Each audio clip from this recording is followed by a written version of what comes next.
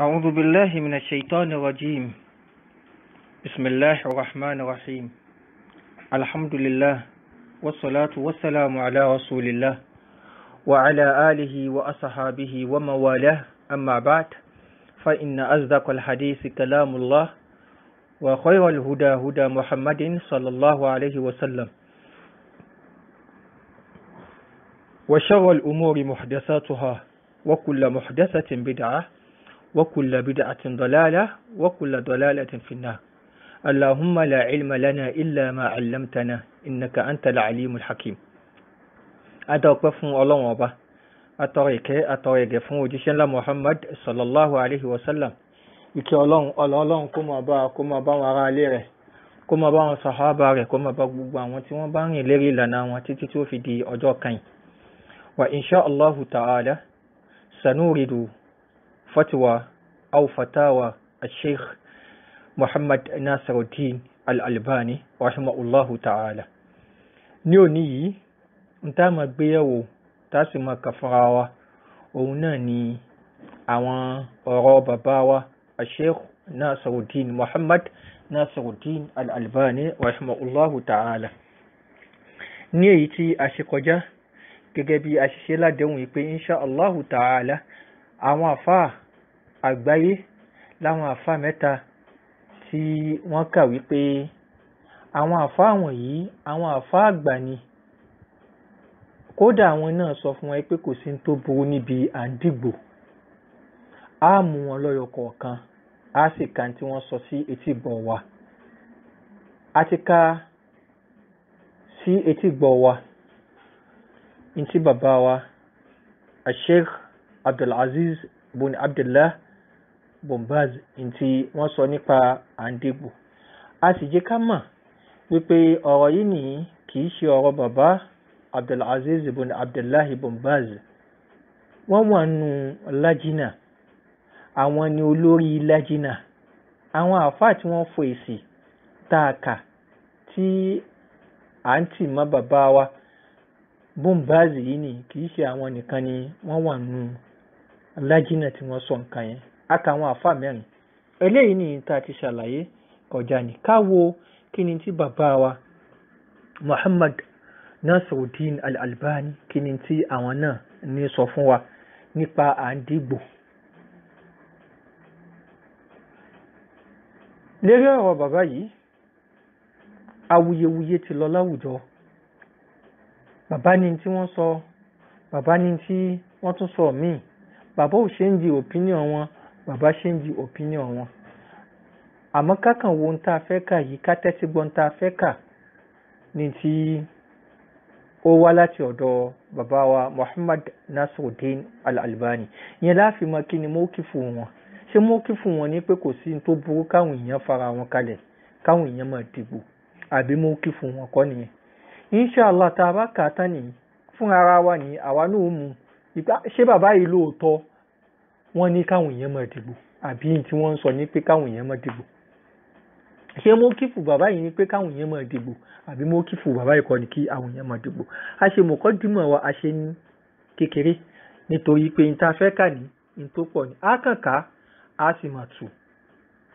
Ta bá ní àlàyé ta fẹ́ ṣe lérí ẹ̀ ní, bóyá a ṣe ní ṣókí, nítorí pé n ta fẹ́ kà yìí ní fàtáwá mẹ́ta ni, àwọn ọ̀rọ̀ mẹ́ta ni, ó sì pọ̀ díẹ̀. Bóyá kí a wọnú rẹ̀. Alákọ̀ọ́kọ́, a rí nínú Al-Majallatu Salafiyyatu Sadira bí Saudiya. Èyí ta fẹ́ kà yìí, a rí nínú Al-Majallatu Salafiyyatu Sadira bí Saudiya. Al-Adadu Asalif Asana 1418 Al-Hijri page 29. wọ́n ní yakulu ijabatan an as'ilatin wujihat ilayhi min aljazair mayeli. Bàbá wa yìí wọ́n sọ fún wa lẹ́ni tí ń fọ èsì lérí àwọn ìbéèrè tó wọ́n bi wọ́n láti Algeria. Ìdáhùn wọn sáwọn ìbéèrè yẹn òun náà ní pé walakin la ara ma yamna ash-sha'ba al-muslima. Ṣùgbọ́n mi ò rí tí ó kọdí àwọn aráàlú ọmọ ìlú tó jẹ́ mùsùlùmí idha kana fil murashahina man yu'adi al-islam tá bá rí nínú àwọn tí wọ́n ti fara wọn kalẹ̀ pé àwọn fẹ́ ṣe òṣèlú a rí nínú wọn man yu'adi al-islam ẹni tó já sí pé islam ni òun gbéléjú lẹ́ni tí ń bá ṣọ̀tá wa fihi murashahuna islamiyun min ahzabin mukhtalifatil manahij tún wá nínú wọn àwọn tí ó já sí pé islamist ni wọ́n islamist yìí ni wọ́n kóra wọn jọ látara àwọn parties kan ìwòrí wọn ní ìlànà wọn ní kìí ṣe nǹkan kan náà fatasihu wal halatu adi gbogbo ẹni tó bá bá rẹ̀ ní irú situation yìí ni kò sí tó burú ń bẹ̀ kullu muslimin an yantakhiba min al-islamiyyin kí gbogbo mùsùlùmí kí wọ́n dìgbò fún àwọn islamist yìí tí wọ́n ti fara wọn kalẹ̀ waman huwa aqrabu ila al-manhaj al-ilmi as-sahih ẹni tó bá rí pé ó súnmọ́ ìlànà rẹ̀ ní ìlànà tó ṣe dáadáa ni ó súnmọ́ ìlànà Ọlọ́run ọba kò ní débẹ̀ ní kó fara ní àwọn mùsùlùmí àbí kí ó ṣe tí ó tako ẹ̀sìn Islam ẹ dìgbò fún rẹ̀ níbẹ̀ eléyìí ni fatiwa alákọ̀ọ́kọ́ mo ti sọ yí pé mi ò ní àlàyé kan bákànkan tí wọ́n sọ tí ń bá ṣe lálàyé ayé náà ní ṣókí náà ní nítorí pé nínú tí wọ́n sọ yìí nìyí a padà máa rí i pé kí ni mú kífù kí ni stáǹdì bàbá Albani gan kò nídìí kí a pánìkì kó tó di pé a parí tí à ń kà nínú tí a mọ̀ káyé ni a mọ̀ kí ni mú kífù bàbá Albani ní tó ní ṣe pẹ̀lú àǹdìgbò àbádìgbò kó tó di pé a fi tì sí wọn yí pé bàbá Albani àwọn náà sọ yí pé kò sí tó burú ńbẹ̀.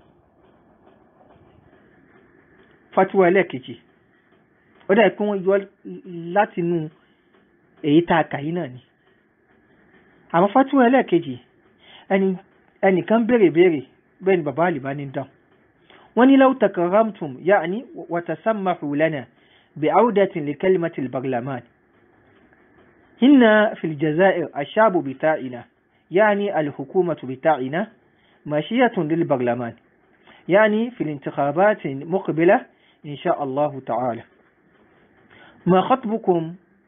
ما خطبكم للشعب الجزائري ما رأيكم وبما تنصحون ẹni tó béèrè ní pé ẹ̀yin bàbá wa tẹ́ bá gbà wá láyè ẹ dákun ẹ jẹ́ ká padà sí tá à ń sọ nípa òṣèlú Barlamani ní òṣèlú kan ní tó já sí pé kìí ṣe òfin Ọlọ́run ọba ni wọ́n fi ń ṣe òṣèlú yẹn wọ́n ní Jazairi tá a wà yìí àwọn ọmọ ìlú títí wa àti àwọn ìjọba wa àsìkò ń tó bọ̀ ní tí wọ́n ṣe ìdìbò àsìkò òṣèlú wọn ní ó ń tó bọ̀ kí ni tí ẹ fẹ́ sọ fún wa gẹ́gẹ́ bí nàṣíhà kí ni tẹ́ ẹ fẹ́ fi ṣe wá láǹfààní gẹ́gẹ́ bí ọ̀rọ̀ bàbá wa Sheikh Nasiruddin Al-Albani sọ pé afwan ma ra'ayi fi madha kí ni tẹ́ ẹ tún fẹ́ kí n sọ kí ni opinion mi tẹ́ ẹ tún fẹ́ kí n sọ as-sa'il ẹni tó béèrè tún sọ pé yani irshadatikum aw nushukum للشعب الجزائري in tá ń fẹ́ òun ni pé kẹ́ẹ̀kan tọ́ wa sọ́nà àwọn ọmọ Jazairi ní àwọn ọmọ Algeria ní tí wọ́n jẹ́ mùsùlùmí kí ni tẹ́ fẹ́ sọ fún wọn Sheikh Uwama sabaqa anifa bàbá tún sọ yíká in tí mo ti sọ tẹ́lẹ̀ náà yẹn kọ́ as-sa'il bàbá tún sọ yí pé na'am fahimnahu agbọ́ọ̀yé ó dà pé bàbá ti sọ nǹkan kan yàtọ̀ sí ń tààkà nítorí pé ń tó gùn ni wọ́n ní Sheikh bàbá tún sọ pé asail ẹni tó tún bẹ̀rẹ̀ tún sọ pé lakin ya'ni sha'b al-jazairi wudduhu yurid ya'rif aksar ẹni tó ń bẹ̀rẹ̀ tún sọ fún pé àwọn ọmọ Jazairi àwọn ọmọ Algeria wọ́n tún fẹ́ mọ̀ sí ẹ dákun kí ni tẹ́ tún fẹ́ sọ Sheikh Al-Albani sọ pé aish kí tún lẹ tún fẹ́ mọ̀ asail يكون له خطاب إليه خاص أكن فكي وجاسي يباو مجزائر صار الشيخ هو نحن جاءتنا أسئلة بابا داوي نحن جاءتنا أسئلة من الجزائر أو الانتخاب بات البلديات لقامت هناك àwọn ìbéèrè ti wá láti Algeria nípa ìdìbò ìlú léyìí tí wọ́n fẹ́ ṣe àbẹ́yìí tí wọ́n ti ṣe. Asail ẹni tó béèrè tún sọ pé náà bàbá tún tẹ̀síwájú wọ́n ní wà mísìlù àhádì ilẹ̀ asìlà jàhátìnà hùnà irú àwọn ìbéèrè yìí nìyí a tún rí ìgbà níbi tá a wà yìí حينما فتح باب الانتخابات nígbà tí wọ́n ṣí ilẹ̀kùn àdìgbò tí wọ́n ṣí ní ìlú títí wà yìí náà التي أشرنا إليها آنفا هنا في الأردن èyí tá a ti sọ̀rọ̀ ń pẹ̀ ní Urdun tí a wà yìí a ti sọ ọ̀pọ̀lọpọ̀ ọ̀rọ̀ nípa àdìgbò àbí àdìgbò. نحن لنا موقفان من الانتخابات a ní mọ́kífù méjì stance méjì òun la ní nípa àdìgbò àdìgbò. يبدو لمن لا علم عنده إن ثم هسان تيوبان مما ولو لأول وهلة أن بينهما تناقضا ولا تناقض òun ni pé mọ́kífù méjèèjì yìí nìyí ó contradict ara wọn bẹ́ẹ̀ náà ni kò sí contradiction bẹ́ẹ̀. al-mawqifu al-awwal standi alákọ̀ọ́kọ́ ní standi wa òun ni kí ni annana la nansahu ahadan min al-muslimin afradan kanu aw jama'at an yurashihu anfusahum limithli hadhihi al-barlamanat was-sabab araftahu anifan wọ́n ní a fún ẹni kankan mọ̀ràn bóyá individual ni àbí jama nínú àwọn mùsùlùmí a fún ẹni kankan mọ̀ràn bóyá individual ni àbí nínú àwọn mùsùlùmí kí wọ́n fara wọn kalẹ̀ nínú òṣèlú èyí tí wọ́n ń ṣe yìí. Ìdí tá a fi fún ẹni kankan mọ̀ràn bẹ́ẹ̀ araftahu anifan ní tẹ́ẹ̀tì mà sẹ́yìn ni. Asail ẹni tó béèrè tún sọ pé naam ya sheikh asheikh bàbá Albani ní sọ pé wádá ǹjẹ́ tá à ń sọ yẹn ní tí mo sọ yẹn yé.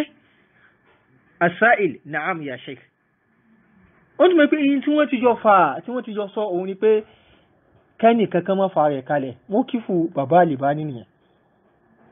Kẹ́nì kankan má dégbò mọ́kífù bàbá Albani nìyẹn. Àmọ́ nígbà tí ìbéèrè pọ̀ ìbéèrè wípé a rí inú àwọn mùsùlùmí tí wọ́n wà ń lù táwọn ti fara wọn kalẹ̀ tí ó já sí pé in tí wọ́n ń sọ òun ni pé àwọn fẹ́ lu òfin Ọlọ́run ọba àwọn fẹ́ ṣéǹjì òfin gẹ́gẹ́ bí wọ́n ṣe béèrè lọ́dọ̀ àwọn mashayikh àwọn ulama al-lajnati da'ima.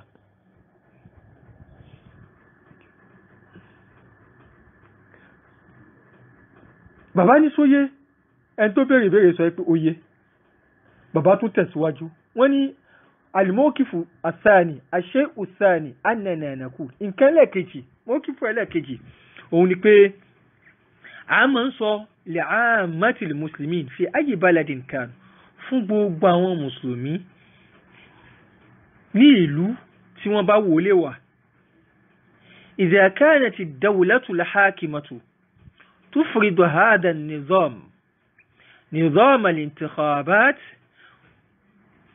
tí ìlú tá bá wà àwọn tí wọ́n ń ṣe ìjọba lé wa lérí àwọn tí wọ́n jẹ́ aláṣẹ wa tó já sí pé in tí wọ́n ṣe lófin lérí wa ní òun ni ká máa dìgbò wọ́n ṣe lófin lé wa lérí pé ká máa dìgbò ká dìgbò òun ni wọ́n fi yan olórí ká dìgbò òun ni wọ́n fi yan gọ́fúnà kádìgbò òun ni wọ́n fi yan chairman kádìgbò òun ni wọ́n fi yan. In tí wọ́n lò nìyẹn tó bá jẹ́ sí pé in tí wọ́n lò nìyí wa huna yatasabaqu ashabul ahzab wal ara ibi láti rí ọ̀pọ̀lọpọ̀ àwọn parties àti àwọn oníròrí míì an yatasara'u ila tarshihi anfusihim tí wọ́n máa fara wọn kalẹ̀ wal usuli ila al barlamanat bi akthar adadin mumkin. Wọ́n kóra wọn jọ lọ́pọ̀lọpọ̀ yìí pé káwọn náà ṣáà débẹ̀ kí wọ́n débi ìṣòṣèlú yẹn fún pátì wọn àti àkójọ wọn. Wọ́n ní fi hadhihi al-hala ẹni tó bá bá rẹ̀ nínú condition yìí nínú situation yìí idha wujida ba'dul muslimin rashahu anfusahum tá a bá rí nínú àwọn mùsùlùmí àwọn tí wọ́n ti fara wọn kalẹ̀ wa nahnu nansaruhum ìta sì ń advice wọn òun náà ní kíni alla yaf'alu kán má fara wọn kalẹ̀. Wọ́n ti kọ́kọ́ sọ mọ́kífù alákọ̀ọ́kọ́ ni pé kán má fara wọn kalẹ̀. Nígbà tí wọ́n ń sọ mọ́kífù ẹlẹ́ẹ̀kejì wọ́n sì tún sọ ń bẹ̀ wípé ń tá sì ń sọ fún yín nínà sí advice tá sì ń fún yín ni pé kán má fara wọn kalẹ̀. Allahu akbar.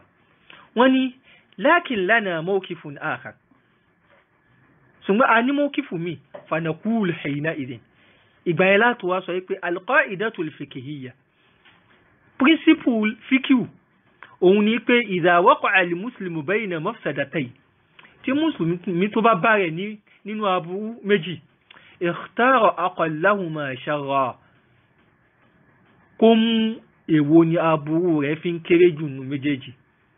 Al-barlaman ká ṣòṣèlú ká fi òfin mi yàtọ̀ sí òfin Ọlọ́run Ọba ká fi ṣe òṣèlú sayakumu ala ujrihi wa bujrihi shina nahnu al-muslimi am abayna.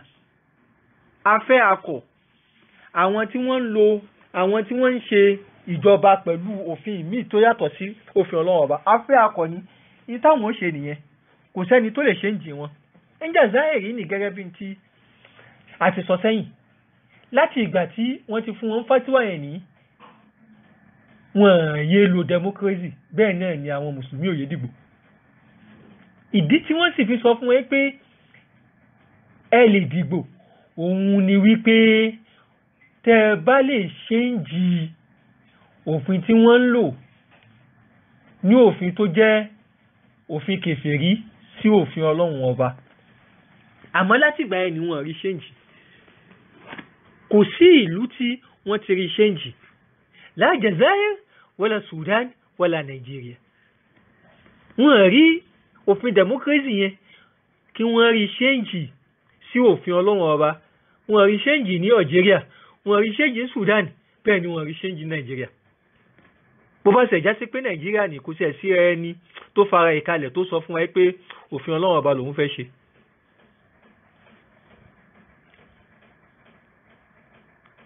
Bàbá ní pé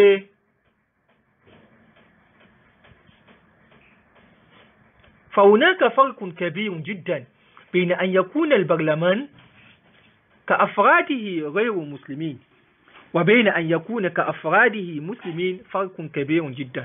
wọ́n ní yàtọ̀ wà kó já sí pé òṣèlú tí wọ́n ń ṣe ní gbogbo àwọn tí wọ́n wà ń bẹ̀ individually kò sí mùsùlùmí nù wọn àti kó já sí pé òṣèlú tí wọ́n ń ṣe ní àwọn tí wọ́n wà ń bẹ̀ individually a máa rí mùsùlùmí kọ̀ọ̀kan nù wọn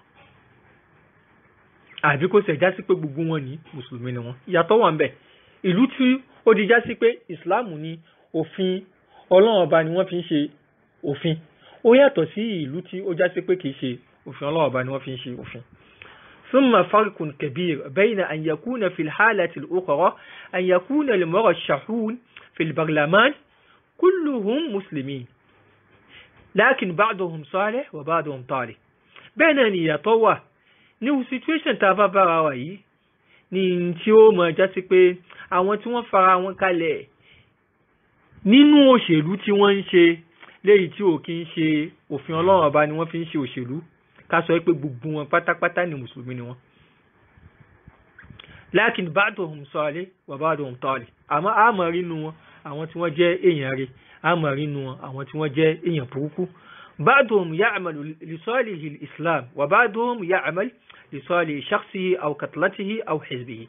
a máa rí nínú wọn ẹni tí ajá sí pé tí ó wà lérí ẹ̀mí ẹ̀ òun ni kí ó ṣe in tí ó máa ṣe Islam láǹfààní á sì rí inú wọn ní tí ó já sí pé gbogbo eré tí ó máa sá òun ni fún àǹfààní rẹ̀ àti fún pátì rẹ̀. wala yubali an masalih al-Islam, irú àwọn eléyìí ni kò sí tó kàn wọ́n nípa ẹ̀sìn Islam rárá. fahina idhin, tó bá rí báyìí ala an-nakhibina min al-muslimin an yushariku fi intikhabil aslahi wal anfa'i lil Islam. àwọn tí wọ́n bá fẹ́ dìbò kí wọ́n wo ta ni nínú àwọn mùsùlùmí, kí wọ́n wo ta ni yóò ṣàǹfààní fún ẹ̀sìn Islam jù. káwọn tí bàbá sọ al-anfa'u wal aslahu lil Islam, ẹni tí yóò ṣàǹfààní tí ó ka Islam kún dáadáa káwò ká dìbò fún. ìta mọ́kífù wa ní pé ká dìbò ká fara ẹni kalẹ̀ tí ó dá ní. bóyá ká máa kà lọ. bàbá tẹ̀síwájú wọ́n ní fil waqti alladhi naqulu, lásìkò tá a sì ń sọ fún yí wípé la yanbaghi li muslimin, kò tọ́ fún mùsùlùmí kan an yurashshiha nafsahu, kó fara ẹ̀ kalẹ̀ sẹ́ wa yadkhul al-barlamanat, kó wọnú òṣèlú yẹn li'annahu fi hadha ihlakun li nafsihi, nítorí pé tó bá wọnú ẹ̀yìn ìparun ni ó mọ̀ jẹ́ fún wa ikrar li mukhalafatihi li sharia, kódà ìlànà ẹni ìlànà tí ó tako sharia ni. nísìnyí ó di mọ́kífù méjì. mọ́kífù àgbẹ̀ anybody mọ̀ràn kí ó wá involved. mọ́kífù wípé ok kò sí tó bú ẹ lè dìbò. mọ́kífù wípé ẹ lè dìbò àgbà yín ní ìmọ̀ràn wípé kẹ́ ẹ dìbò. mọ́kífù wípé ẹ lè dìbò. mọ́kífù ẹ lè dìbò tí wọ́n ń sọ yìí gan ni bàbá sì ń sọ nínú ẹ̀ wípé kìí ṣe mọ́kífù wa, kìí ṣe advice wa ni kí a sọ fún mùsùlùmí kan kó fara ẹ̀ kalẹ̀ káwọn èèyàn wa máa dìbò fún. nítorí pé in tí ó padà ṣẹlẹ̀ sí ní eléyìí ni kìí ṣe in tó pamọ́ fún ní kálukú, especially àwa tá wà Nàìjíríà. olóríire kan ò ní débẹ̀ ní kó jáde kó ń bẹ̀ pẹ̀lú oríire yẹn. èèyàn rẹ̀ kan ò ní débẹ̀ ní kó jáde kó ń bẹ̀ pẹ̀lú dáadáa yẹn. nítorí pé bíyàn bá jẹ́ èèyàn rẹ̀ ní kò ní wulẹ̀ lọ síbẹ̀ ni. bíyàn bá jẹ́ èèyàn dáadáa ní kò ní wulẹ̀ lọ síbẹ̀ ni. tó bá lọ síbẹ̀ tí ó mọ̀, tó bá lọ síbẹ̀ tó lóhun ò mọ̀, ó kọ wo ni ó fẹ́ gbé lọ síbẹ̀. ó kọ wípé òun fẹ́ ṣe ẹ̀sìn Islam. kò sí ní agbègbè kọ̀ọ̀kan tí wọ́n ti ń ṣe mítìnì councillorship léyìí tẹ̀yìn mọ̀ ní tó já sí pé wọ́n èé múlẹ̀ nínú ìpàdé yẹn láwàtà wà nílẹ̀ Yorùbá. then ìpàdé yìí nìyí kìí ṣe àwọn mùsùlùmí nìkan ni wọ́n mọ̀ wọ́n bẹ̀, kírísítẹ́nì wọ́n ń bẹ̀, mùsùlùmí wọ́n ń bẹ̀. ẹ dákun, àǹfààní wo ni ìkójọ yẹn, àǹfààní wo ni ó fẹ́ ṣe fún ẹ̀sìn Islam nígbà tó já sí pé àwa tá a jọ wà ní kìí ṣe mùsùlùmí nìkan, kèfèrí àti mùsùlùmí wọ́n ń bẹ̀, ọkùnrin àtobìnrin wọ́n ń bẹ̀, ẹni tẹ́rẹ̀ ẹ pé àtẹni tẹ́rẹ̀ ò pé ò sí ń bẹ̀. bàbá àlèbá ni ó padà wá sọ kákàmọ́ká ní tí bàbá àlèbá ní sọ.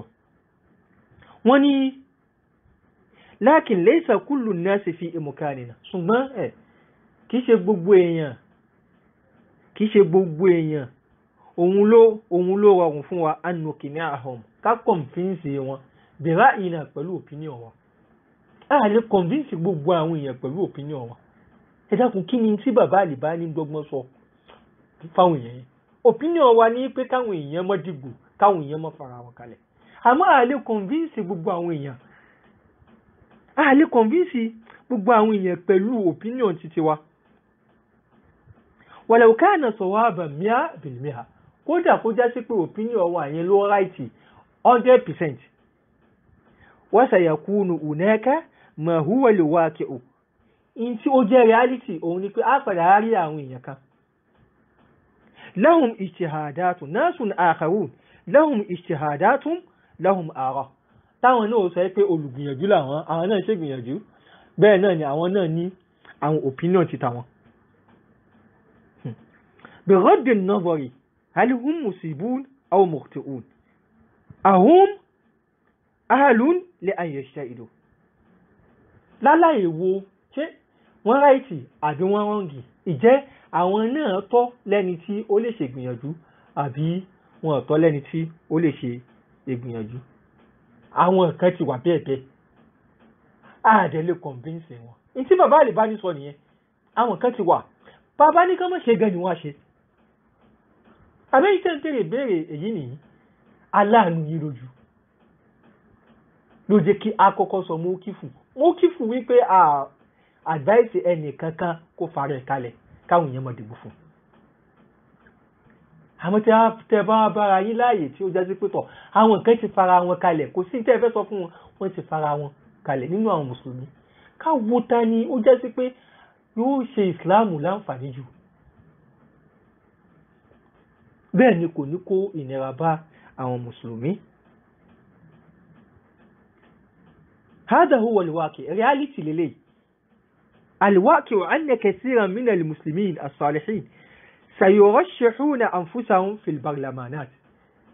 reality ni pé a rí inú àwọn mùsùlùmí táwọn náà jẹ́ èèyàn rí wọ́n já sí pé kò sí ìdá ẹ̀fẹ́ sọ fún wọn wọ́n á fara wọn kalẹ̀ òṣèlú yẹn ni àwọn náà participate ń bẹ̀. حينئذ lásìkò yìí نقول لأفراد المسلمين أصف individual أو مسلمين اختاروا هؤلاء على الأفراد المسلمين اختاروا هؤلاء bóyá kẹ́ dìbò fáwọn eléyìí àwọn tí wọ́n jẹ́ èèyàn rí nínú àwọn mùsùlùmí àwọn tí wọ́n gbà lérò ká má gbàgbé o al-anfa'u wal-aslahu lil-islam bàbá gan sọ wípé al-anfa'u والأصلح للمسلمين no الأنفع والأصلح للإسلام nítorí pé ìta fi sọ yí pé kò sí tó burú bẹ́ẹ̀ nìyẹn kí wọ́n dìgbò fún àwọn yẹn على الأفراد المسلمين الغير الصالحين lérí àwọn mùsùlùmí làwọn náà àmọ́ wọ́n yìí ṣe èèyàn rẹ̀ gẹ́gẹ́ bí àwọn yẹn. وعلى الأفراد الكافرين من الشيوعيين وغيرهم kí wọ́n kàn má dìbò fún àwọn tí wọ́n jẹ́ kèfèrí àtàwọn tí ó tún yàtọ̀. هذا أقل شرا من أن تقبعوا في بيوتكم وألا تشاركوا في اختيار نوابكم. eléyìí òun la wí pé aburú rẹ̀ fi ń kéré jù. nísìnyí ọ̀rọ̀ ti di méjì báyìí láti ọ̀dọ̀ bàbá Albani. in tí wọ́n sọ in tá a kà ń sìn nǹkan méjì ni ẹ má ṣe tẹ́ bá bára yín nínú situation báyìí ọlá ipé a lè convince àwọn èèyàn ok ẹ ṣe pẹ̀lú nǹkan báyìí. ṣé ó tọ́ka jáde ká sọ pé bàbá Albani sọ pé kò sí tó burú bí ká dìgbò ká bẹ̀rù Ọlọ́run ọba tá a bá sọ bẹ́ẹ̀ ní irọ́ ni ó mọ̀ jẹ́ àdáparọ́ òun ni ó mọ̀ jẹ́ lérí àwọn bàbá yẹn. káwo ń tà kà nísìn nǹkan méjì òun ni bàbá Albani sọ fún wa. alákọ̀ọ́kọ́ a lè dìgbò a gbọ́dọ̀ fara wa kalẹ̀. ẹlẹ́ẹ̀kejì a lè dìgbò ìgbà tá a lè dìgbò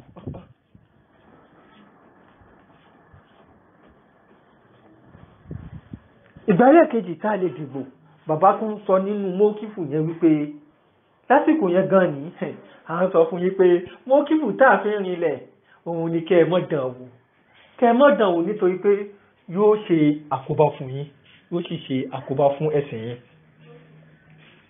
eléyìí ọ̀rọ̀ ẹlẹ́ẹ̀kejì nínú ọ̀rọ̀ bàbá wa Muhammad Nasiruddin Al-Albani rahimahullahu ta'ala. mo wí pé báwọn onílàáká ìtàn bá gbọ́ wọn ní sọ ohun tí ẹni tí à ń ṣe àlàyé in tó sọ wọn ní sọ ohun tí ó máa sọ. nísìnyí mọ́kífù bàbá Albani kọ́ ni wípé ẹ lè dìbò. mọ́kífù bàbá Albani kọ́ ni ẹ lè dìbò kódà tẹ́ bá bára yín ní àwùjọ tí ò kí ń ṣe àwùjọ àwọn mùsùlùmí. káka ilé yìí ká fi gbẹ̀yìn tí aka nínú ọ̀rọ̀ bàbá Albani. Bàbá Albani sọ̀rọ̀ eléyìí wà nù èyí tá kàtán yìí wà nù silsilatul huda wan nur ashritatu silsilatul huda wan nur audio 344 ayi bẹ̀bẹ̀. Èyí tá kàgbẹ̀yìn nínú ọ̀rọ̀ bàbá Albani òun nígbà tí wọ́n sọ̀rọ̀ nípa pé òfin àwọn ànábì tí wọ́n ti wá síwájú wa ìjẹ́ òfin wa ni àbí kìí ṣe òfin wa, ìjẹ́ a lè lò gẹ́gẹ́ bí òfin wa àbí a lè lò gẹ́gẹ́ bí òfin wa. Nígbà tí bàbá ń sọ̀rọ̀ yìí ni tataraqa ila al-intikhabat. Bàbá mẹ́nu bà ọ̀rọ̀ à ń dìbò. Wọ́n ní nígbà tí wọ́n sọ̀rọ̀ bọ̀ wọ́n ní alfitu nazara anna min al-khata'i al-istidlala bi shara'ihi man kanu qablana. Mo fẹ́ pè àkíyèsí wa ká lọ mọ̀ yí pé nínú mistake ni kó já sí pé a fi ṣẹ̀rí kí ni a fi òfin àwọn tí wọ́n ti wá síwájú wa ní a mọ̀ fi ṣẹ̀rí. Fil amsil qarib lánàá àná òde yìí kìí ṣe àná Friday àbí Thursday nínú tá a ti jọ sọ sẹ́yìn láìpẹ́ òun kí ni kunna natakallam hawla al-intikhabat à ń sọ̀rọ̀ nípa kí ni ìdìbò wa annaha laysat shar'iyyatan bẹ́ẹ̀ ni à ń sọ wípé kìí ṣe òfin Ọlọ́run ọba ní kí a dìbò. Èmi kọ́ ni mò ń sọ̀rọ̀ yìí o, bàbá Albani ni wọ́n ń sọ̀rọ̀ yìí. Àfáà tó sọ wípé òun ò mọ nǹkan míì ní táwọn bàbá yìí sọ dìgbà tí wọ́n fi jáde láyé òun ò mọ nǹkan míì nínú ọ̀rọ̀ wọn tó tako wípé káwọn èèyàn dìbò. Bàbá Albani ni a kọ́kọ́ ka àwọn tí wọ́n sọ yẹn, àwọn náà tún ni wọ́n tún sọ̀rọ̀ yìí. Wọ́n ní laysat shar'iyyatan wa annaha laysat shar'iyyatan. Ní tá a sọ fúnra wa ní pé kìí ṣe òfin ẹ̀sìn òun ni ká dìbò. wọ́n ní watawarrata ba'd al-jama'at al-islamiyya fi ad-dukhul fi al-barlamanat al-qa'ima 'ala al-hukm bighayri ma anzala Allah. Àwọn apá kan nínú àwọn jama tí wọ́n fira wọn ti sí ẹ̀sìn Islam wọ́n gbẹ́wù gbọ̀nyìn wọ́n takú ní pé no eléyìí ni òṣèlú yìí ni àwọn ló bá wọn ṣe. Òṣèlú tó ṣe yìí ni òṣèlú tí wọ́n ń ṣe lérí ara wọn tí ó lọ pẹ̀lú òfin Ọlọ́run ọba ni. Fa ahadu lijalisi ọ̀kan nínú àwọn tí wọ́n jókòó taraha ishkala yushbihu ishkalaka òun náà wá sọ nǹkan kan ní ìrújú tó jọ ìrújú títí yìí. Fayakul ó wá ń sọ wípé hada Yusuf alayhi salam anabi Yusuf ni alayhi salatu wassalam qala ó ń sọ wípé qala ij'alni ala khaza'inil ardi inni hafizun alim ẹ fi mí ṣe olùmójútó àwọn nǹkan ọ̀rọ̀ yín àwọn nǹkan oko yín ẹ fi mí ṣe ohun ló bẹ̀rẹ̀ nǹkan yẹn bó lẹ́sẹ̀ sọ fún ẹ pé ká má bẹ̀rẹ̀ àbí ká má wọnú ẹ̀ àbí ká má bá wọn participate. Fa'idhan tó bá jẹ́ bẹ́ẹ̀ huwa kana hakiman tahta sultati hakimin wasaniyin huwa al-aziz. Ó wà nǹkan yẹn lábẹ́ olórí tó já sí pé olóòṣà gan ni òun ni al-aziz. Falimadha la yajuz kí ló dé tẹ́fì wá sọ fún ẹ pé kò tọ́ ayyadkhula al-muslimun kí àwọn mùsùlùmí kí wọ́n wọnú kí ni al-barlamanat àwọn òṣèlú tí wọ́n ń ṣe. Kí ló dé tẹ́fì sọ pé kò tọ́ ayyadkhula al-muslimun al-barlamanat hadhihi àwọn òṣèlú tí wọ́n ń ṣe nísìn bó lẹ́sẹ̀ sọ pé kò tọ́ ó tún ẹgbẹ́ ẹnìyẹn gan fi ń rìnlẹ̀ pé mo kí fún bàbá Albani òun ni kí àwọn èèyàn mọ̀ wọnú ẹ̀ káwọn èèyàn mọ̀ bá wọn ṣe. Ọ̀rọ̀ bàbá Albani ni ọ̀rọ̀ bàbá Albani ni.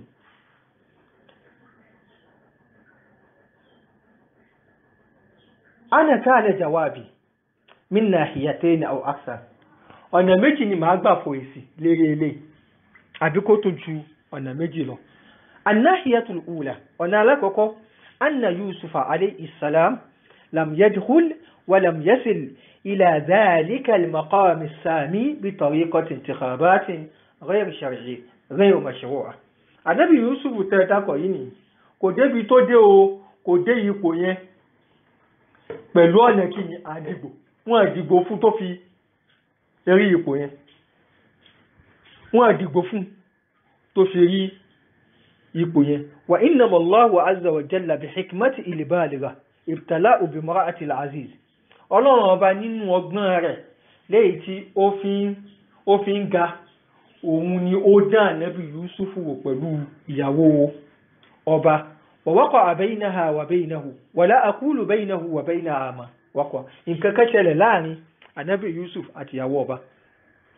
Wa kana min athari dhalika an ulqiya fi sijin. Nínú tí nǹkan yẹn padà wá bí òun ni pé wọ́n padà sọ Ànábì Yúsúfù wọ́n sọ sínú ẹ̀wọ̀n. Wa kana min tafasili mukthihi fi sijin. Nínú tó ṣẹlẹ̀ sí ńgbà tó fi wà nínú ẹ̀wọ̀n òun ni kíni qissatu ma'a rajulayn. In tó ṣẹlẹ̀ ìtàn tó ṣẹlẹ̀ láàrin òun àti àwọn ọkùnrin méjì tí wọ́n jọ wà pẹ̀lú ẹ̀. Akhiran ahaduhuma qutila. Nígbẹ̀yìn ní ẹni tí Ànábì Yúsúfù sọ pé wọ́n padà pa wal akhar sara saqiyan lil malik. Ó padà di ẹni tí ó ń fún ọba ní ọtí, ó ń rọ ọtí fún ọba. Wa kana ta'lamun. Gẹ́gẹ́ bẹ́ẹ̀ náà ṣe mọ̀, ra'a al maliku tilka ru'ya. Ọba ó lálà, àlá tí ó láyẹn ó padà àlá. Bàbá ka áyà wọ́n ní wa qala al maliku inni ara sab'a baqaratin simani ya'kuluhunna sab'a ijafin wa sab'a sunbulatin khudrin wa ukhra yabisat ya ayyuha al mala'u aftuni fi ru'yaya in kuntum li ru'ya ta'burun qalu adghath ahlam. Nígbà tí ọba sọ àlá tó lá, àwọn tó pè gẹ́gẹ́ bí àfáàlú àwọn sọ pé eléyìí ni àlétú alákanítà àlétú. Wa ma nahnu bi ta'wil al-ahlam bi alimi. Ala eléyìí ni alákanítà àlétú. Wa qala alladhi naja minhuma wa dhakara ba'da ummatin ana unabbi'ukum bi ta'wilihi faghsilun. Èyí tó padà jáde kún nú ẹ̀wọ̀n òun ló padà sọ fún wọn pé ẹnìkan wà ní tí mo mọ̀ pé ó lè rọ ẹran mi sí. Yusuf ayu as-siddiq aftina fi sab'i baqaratin siman. Ele wonu suratu Yusuf aya 43 sí aya 46. Naqala fatwa hadhihi ila al-maliki a'jabahu wa qala. Ẹni tí wọ́n rán sí Ànábì Yusuf ní ó padà sọ tí Ànábì Yusuf sọ fún wọn. Ọba wa ṣe mọ̀ ìgbà kai ó wá ní pé وقال الملك توني به أستخلصه لنفسي الأمواء من ما كلف أرامي قال اجعلني على خزائن الأرض إني حفيظ عليم. Ànábì Yusuf ńgbà tí wọ́n mú Ànábì Yusuf dé òun ló wà àlá fún wọn, àlá tí wọ́n mọ̀ tí wọ́n rẹ́ni tí ó tú wàhálà tí wàá lù lásìkò yẹn. Kí ni tí ó ṣe? Ìyànjà. Ó ní qala inni qala ij'alni ala khaza'in al-ard. Ẹ fi mí ṣe olùmójútó àwọn nǹkan yẹn. Inni hafizun alim. Nítorí pé mo nímọ̀ nípa ẹ̀. Ó nímọ̀ nípa ẹ̀ òun ló fi rọ́ àlá fún wọn ní àlá tí ò sẹ́ni tí yóò tú. Fa Yusufu alayhi salam. Ànábì Yusuf ní ma salaka tariqan liyasila ila hadafin wa ila makanin rafi. Wala khatara fi balihi hadha shay.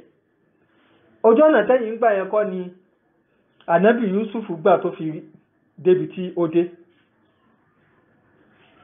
Bẹ́ẹ̀ ni kò wá sínú ọpọlọ Ànábì Yusuf gan ni irú ìlànà títí yìí.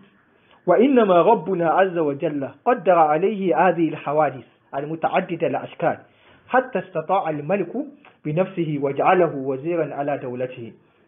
Ọlọ́run ọba òun ló kádàrá pé in tí ó ṣẹlẹ̀ ní oríṣiríṣi ìṣẹ̀lẹ̀ ni ó ṣẹlẹ̀ sí Ànábì Yusuf láti ìgbà tí wọ́n ti bí. Ìṣẹ̀lẹ̀ yẹn nínú kádàrá Ọlọ́run ọba òun ni ó tì yí débi pé Ọlọ́run ọba kádàrá kí ó já sí pé ọba padà á fi ṣe mínísítà nílùú ìlú yẹn. Fa akhadha yahkumu bi shari'atihi. Ànábì Yusuf wá di ẹni tí ó ń ṣe ìdájọ́ pẹ̀lú òfin tọ́lọ́run ọba gbé fún. Kìí ṣe òfin ọba. Kìí ṣe òfin ọba. Bi wahyi rabbi pẹ̀lú ìránṣẹ́ tí Ọlọ́run ọba fi ránṣẹ́ sí wà lé ìsàbí shari'atil kafir. Kìí ṣe in tó fi ń ṣe òfin kìí ṣe òfin tani, kìí ṣe òfin kèfèrí. ẹ̀yin nísìnyí nǹkan méjì òun ni problem yìí. Ànábì Yusuf tẹ́fẹ́ fi ṣẹ̀rí kò débi tó dé pẹ̀lú ìdìgbò, wọn ìdìgbò yẹn. Tẹ́yìn bá débẹ̀ ní ẹ débẹ̀ pẹ̀lú ìdìgbò, kò sí lẹ́mìí yín pé ẹ máa lo òfin Ọlọ́run ọba. Ìyẹn ló fi jẹ́ sí pé láti gbà yẹn gẹ́gẹ́ bá a ṣe sọ ní Jazair, àwọn tí wọ́n béèrè ìbéèrè yìí ni òfin wọn ò yí padà kúrò ní kíni demokratiya. Al-Jumhuriyyatu Al-Jazairiyyatu Ad-Demokratiyyatu Sha'biyya ó kọ tí wọ́n jẹ́ nìyẹn. The People's Democratic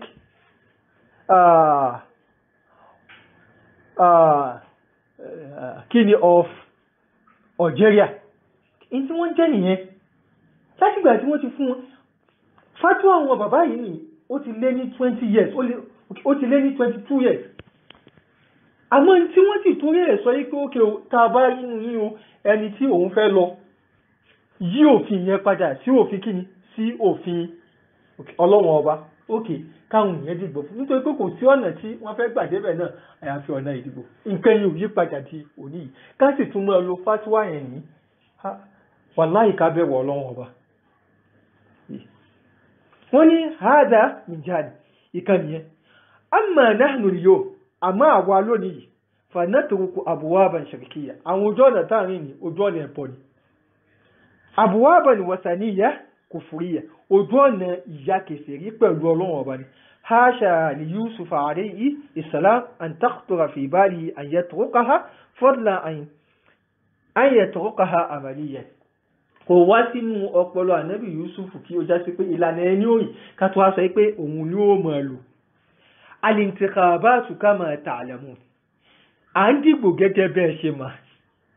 Tatanasabu ma'a an-nuzum al-kafira, in tó lọ pẹ̀lú ó ṣe dédé àwọn sísítẹ́mù àwọn kèfèrí. Allati laysa fiha mu'minun wa kafir, nínú sísítẹ́mù yẹn ni kò sí yàtọ̀ láàrin kèfèrí àti mùsùlùmí. Annasu kulluhum sawa, gbogbo èèyàn pátápátá lọ́dọ̀ wọn ni. Annasu kulluhum sawa indahum, lọ́dọ̀ wọn ni gbogbo èèyàn ikú ọ̀ni bákan náà ni wọ́n ṣe rí. Bàbá ń jẹ́ ká mọ opinion wọn. Tá bá sọ fún yín pé nǹkan yìí ò dáa, tẹ́ mú ẹ̀rí Ànábì Yusuf wá. Ànábì Yusuf ò débi tó dé pẹ̀lú kíni ọ̀ndìgbò. Wọ́n tún máa pé kò sẹ́rìí ń bẹ̀. Wọ́n tún máa pé kíni kò sẹ́rìí ń bẹ̀. Tẹ́ bá sì ń bi àwọn ènìyàn náà nínú ẹ̀rí tí wọ́n mú wá, òun náà ni Ànábì Yusuf. Àwọn àfáà tẹ́sì pàwọ́ mọ́ nìyí, wọ́n jẹ́ ká mọ̀ pé kò sẹ́rìí ń bẹ̀. Ní tí wọ́n ń sọ nìyí, ká tún wọ́n jáde sọ pé bàbá àlìbáyé, bàbá bùnbáàlì. Ká bẹ̀rù Ọlọ́run ọba fa. Wọ́n ní walaysa fihim rajulun wa imra'a, kò sí yàtọ̀ láàrin ọkùnrin àti obìnrin. Falil mar'atu min al-haqqi mithlu ma lirrajul, ẹ̀tọ́ tí ọkùnrin ní náà ni obìnrin ní, ẹ̀tọ́ tí obìnrin ní náà ni ọkùnrin ní. Nínú òfin ẹ̀sìn Islam ní kò rí bẹ́ẹ̀ o, kò rí bẹ́ẹ̀ rárá. Wọ́n ní ila akhirih, débi ìgbẹ̀yìn tí ẹ̀yin náà mọ̀ yẹn. Wa ala hadha, lérí eléyìí, falintikhabatu حينما تفتح أبوابها يدخل ويرشح نفسه فيها المؤمن والكافر.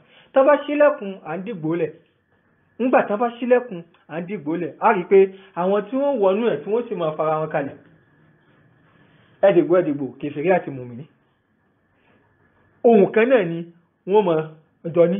والرجل والمرأة, atọ́kùnrin àti obìnrin ohun kan náà ni wọ́n jọ mọ̀ ní. والصالح والطالح, èèyàn rí àti èèyàn àbúrúkú ohun kan náà ni. وبالنتيجة, كواني تو وجه ريزوتي ما ينتخب إلا شرار الخلق عادة. ari pé àwọn èèyàn ní dìbò fún àwọn èèyàn rí عادة. Ìta àmọ̀ nìyẹn o, ìta àmọ̀ nìyẹn. Ìta àmọ̀ nìyẹn pé àwọn tí wọ́n máa ń sábà wọlé táwọn èèyàn máa ń sábà wá dìbò fún òun làwọn ti ta ní àwọn èèyàn burúkú. Nítorí pé ìpìlẹ̀ nǹkan yẹn ní yìí ṣe ń tá a gbé kalẹ̀ pẹ̀lú òfin Ọlọ́run ọba Allah subhanahu wa ta'ala. Ààyè pariwo lónìí, bẹ́ẹ̀ ni kò sí ìlú tí wọ́n yé pariwo.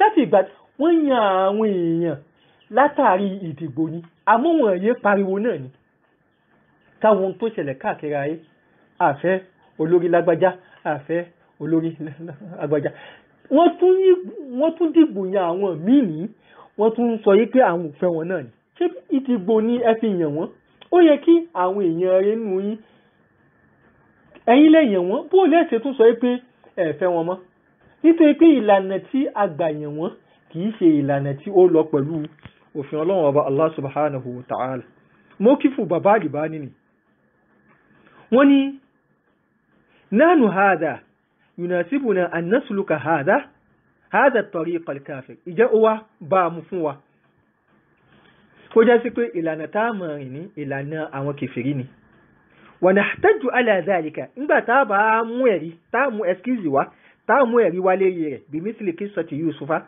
alayhi salam ká mú ẹ̀rí ànábì Yusufu wa ìtàn ànábì Yusufu eléyìí ni kò bá làákàyè kò sí ẹ̀ lọ́wọ́ rárá pẹ̀lú ẹ̀sìn wa shattan ma baynaha wa bayna waqi hayatina al-intikhabiyya al-yawm káwọn tó ṣẹlẹ̀ sí ànábì Yusufu wà kò débẹ̀ pẹ̀lú ìgbò nígbà tí wọ́n yàn náà ní nígbà tí ọba ló yàn kìí ṣe àwọn aráàlú nígbà tó bá yàn tán náà ní kò lo òfin ọba kọ́ ló ń lò òfin Ọlọ́run ọba ló ń lò tí wọ́n bá yàn èyí tẹ́ ẹ bá dìbò yàn wọ́n ní òní yìí wọ́n á ní pé àwọn ò lo democracy mọ́ democracy yẹn náà ni wọ́n mọ̀ lò kìí ṣe òfin Ọlọ́run ọba nítorí pé ọ̀nà tí wọ́n gbà débẹ̀ ní ọ̀nà democracy kìí ṣe ọ̀nà Ọlọ́run ọba Allah subhanahu wa ta'ala wọ́n ní hadha qultu ثم أضفت إلى ذلك أخيرا هذه شريعة من قبلنا ọ̀rọ̀ bàbá Albani ni eléyìí wà nù Mawsu'atul Albani fil Aqida ó wà nù kí ni Mawsu'atul Albani fil Aqida ó wà nù mujalladu ẹlẹ́kẹsàn page 621 sí 623 ọ̀rọ̀ bàbá Albani ni ó sì tún tọ́ka tún jáde wípé bàbá Albani sọ wípé kádìgbò ní kò sí tó burú bẹ́ẹ̀ kódà tá a bá wà nílùú tí wọ́n ti lo òfin Ọlọ́run ọba ká bẹ̀rù Ọlọ́run ọba nítorí ẹ̀ ká máa tọrọ lọ́dọ̀ Ọlọ́run ọba kó ṣe wá òun ni olùpèpè tí àwọn èèyàn mọ̀nà látara rẹ̀ kì í ṣe olùpèpè táwọn èèyàn sọnù látara rẹ̀ tá a bá wo àwùjọ wa gan ni tí fẹ́ẹ̀sì sì wà nínú ẹ̀mí wa a ní ẹ̀rà sọ fún àwọn èèyàn kí wọ́n tẹríbọ òṣèlú tí wọ́n ń ṣe especially ní Nàìjíríà àwọn tí ò kí ń ṣe Nàìjíríà gan ní òun lákàtán yìí sìn àwọn ará Jazair akàlánà àwọn ará Jazair wọ́n bí àwọn àfáà Saudi tí bàbá wa Sheikh Abdulaziz ibn Abdullahi ibn Baz tí wọ́n jẹ́ olórí lájínà nígbà yẹn ìdí tí wọ́n fi sọ fún ẹ pé kò sí tó burú ẹ̀dìgbò òun ni pé àárínú àwọn èèyàn àwọn tí wọ́n sọ pé táwọn bá débẹ̀ táwọn fẹ́ lọ ṣe òun ni kí àwọn lọ ṣe ń jí òfin tí wọ́n ń lò sí òfin Ọlọ́run ọba àmọ́ láti ìgbà yẹn ní kò sáàyè padà fa bẹ́ẹ̀ ni wọ́n yé dìbò láti gbà yẹn kò sí àyípadà òfin tí wọ́n ń lò náà sì ni wọ́n sì ń lò ní ìlú Jazair Algeria bẹ́ẹ̀ ni wọ́n yé dìbò ìdí tí wọ́n ti sọ fún pé kò sí tó burú nùgbò òun ni pé kí wọ́n ṣèǹjì òfin democracy sí òfin Ọlọ́run ọba bẹ́ẹ̀ ni wọ́n yé dìbò òfin yìí ò sì ṣèǹjì padà ká tún máa sọ Nàìjíríà pẹ̀lú tí a padà máa sọ insha Allah níbi aburú àdìgbò insha Allah lẹ́yìn eléyìí a máa mú fatiwa bàbá wa Muhammad bin Salih al-Uthaymin insha Allah ta'ala kí ni tí àwọn náà sọ nípa ìgbò àfá tó sọ pé àwọn bàbá mẹ́tẹ̀ẹ̀ta yìí nìyí wọ́n ṣe ń jí fatiwa àwọn di ìgbà tí wọ́n fi kú aṣọ títí bàbá Ibn Baz lánàá pẹ̀lú àwọn àfá tí wọ́n wá pẹ̀lú wọn ọ̀rọ̀ bàbá Albani òun ni tá a kà fúnra wa yìí ẹni tí tó bá wá sincere mo mọ̀ pé kò tún ní jáde kó gbọ́ àwọn nǹkan tá a kà yìí kó tún jáde sọ pé bàbá Albani ò ní ọ̀rọ̀ míì àbí bàbá Albani ò ṣe ń jí mọ́kí fún wọn àbí bàbá Albani sọ fáwọn èèyàn pé ẹ lọ máa dìbò ká bẹ̀rù Ọlọ́run ọba lára ara wa ká bẹ̀rù Ọlọ́run ọba lára àwọn àfáà wa ká bẹ̀rù Ọlọ́run ọba lára àwọn èèyàn tó yẹ kí wọ́n mọ̀nà látara wa, kò yẹ káwọn èèyàn sọnù ní àtara wa. Kò sí ní tá a fẹ́ gbà níbi pé à ń sọ fáwọn èèyàn pé kí ọmọ dìbò tá a ṣe mọ̀ pé dáadáa wà ń bẹ fún wọn. Wàláì kò sí ní tá a fẹ́ gbà. Kárí pé káwọn èèyàn dìbò òfin Ọlọ́run ọba ni ká sọ fún wọn pé kán má ṣe. Àbí ká ṣe mọ̀ pé tán bá ṣe ní dáadáa ó ti bẹ̀ jáde ní wàsílà ni wàsílà tí ò dá ni. Wàsílà tí ò dá ni. Àmọ́ láyé pé situation kan ni necessity ni ó kọ́ọ̀lù fún. Ká sì rí i pé wọ́n lè ti bẹ̀rí dáadáa ká sọ fáwọn èèyàn pé kí wọ́n má ṣe. Àbí Ọlọ́run ọba kí ó ṣe wá báyìí. Ká bẹ̀rù Ọlọ́run ọba lára àwọn èèyàn. Àwọn mùsùlùmí nìyí wọn lágbọ́yé ẹ̀sìn wọn. Ìyẹn ló fi ń já sí pé nínú ọ̀rọ̀ bàbá Albani rahimahullahu ta'ala wọ́n ní as-siyasatu tarku siyasa. Politics òun ni ká fi politics sílẹ̀. Ká fi politics sílẹ̀ ní politics gangan ni.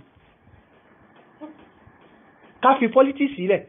Nítorí ká wo bí wọ́n ṣe ń ṣe, òun ni mo sọ fúnra wa ilẹ̀ Yorùbá kò sí ibi tí wọ́n ti ń ṣe mítìnì òṣèlú tí wọ́n yìí múlẹ̀. Èyí tí mi rí nìyẹn. Èyí tí àwọn tí wọ́n wà ń bẹ̀ tí wọ́n sọ nìyẹn. Ẹ dákun dáadáa wo láàmú retí látọ̀dọ̀ wọn. Ká tó wá sọ pé kò sí inú àwọn tí wọ́n gbéra wọn kalẹ̀ ní Nàìjíríà ẹni tó ń sọ fún wa pé òfin Ọlọ́run ọba lòun fẹ́ lọ ló mẹ́. Ká wá mọ̀ pàṣẹ fátíwọ́ àwọn bàbá yìí lérí àwọn situation báyìí. Ká bẹ̀rù Ọlọ́run ọba wọn. A ní sọ́jú báyìí lọ ní àsìkò yìí. Inshallah èyí tí a mọ̀ tún mẹ́nubà léyìí tó ń bọ̀ òun náà ni fatiwa bàbá wa Muhammad bin Salih. Ìjà àwọn náà ní fatiwa míì, ìjà àwọn náà ní ọ̀rọ̀ míì àbí wọn ní. Bàbá Abun Bazi ni a ti ṣàlàyé tí wọ́n sọ. Bàbá wa Albani ni a ṣàlàyé tí wọ́n sọ. Kì í ṣe pé in táàrọ in tó wà nínú kíṣẹ́ẹ̀tì wọn ni in tó wà nínú tírà wọn ni. Òun ni ta kà sí etí gbọ́. Àfáà tó sọ pé tá a bá rí tọ̀ bóyá ká sẹ́ndì ẹ̀ sí. Òun ni tí a ṣàlàyé yìí. Àwọn bàbá yóò kú lérí pé káwọn èèyàn kí wọ́n dìbò. Kódà wọ́n fàyè gbà nítorí situation pẹ̀lú condition tí àwọn tí wọ́n béèrè ìbéèrè yẹn tí wọ́n fi sínú ìbéèrè wọn ni. Àbí Ọlọ́run bá Allah subhanahu wa ta'ala kó wà pẹ̀lú ẹnì kọ̀ọ̀kan wa. Kó ṣe wá ní ẹni tí yóò fi táwọn èèyàn mọ̀nà látara rẹ̀ ni. Kó má ṣe wá ní ẹni tí àwọn èèyàn sọnù látara rẹ̀. Kó ṣe dáadáa fún ẹnì kọ̀ọ̀kan. Gbogbo ibi tá a bá wà Ọlọ́run bá Allah subhanahu wa ta'ala kó ṣe dáadáa fún wa. Kó ṣe dáadáa fún wa Nàìjíríà. Kó ṣe dáadáa fún wa ní gbogbo ìlú tí oníkálukú wa tá ń gbọ́rọ̀ wa tí a bá wà. Àjàkálẹ̀ àrùn tí ó ń bá gbogbo ayé jà yìí ni àbí Ọlọ́run bá Allah subhanahu wa ta'ala kó bá kakún lẹ̀ kó ṣàánú wa kó là wá kó la àwọn fámìlì wa kó la àwọn olólùfẹ́ wa kó má jò kàn wá kó má kan àwọn olólùfẹ́ wa àti àwọn fámìlì wa. Bí ìgbà tí a tún fi pàdé à ń kíra lẹ́ẹ̀kan sí pé wa sallallahu wa sallam ala Muhammadin wa ala alihi wa ashabihi wa sallam. Wassalamu alaikum wa rahmatullahi wa barakatuh.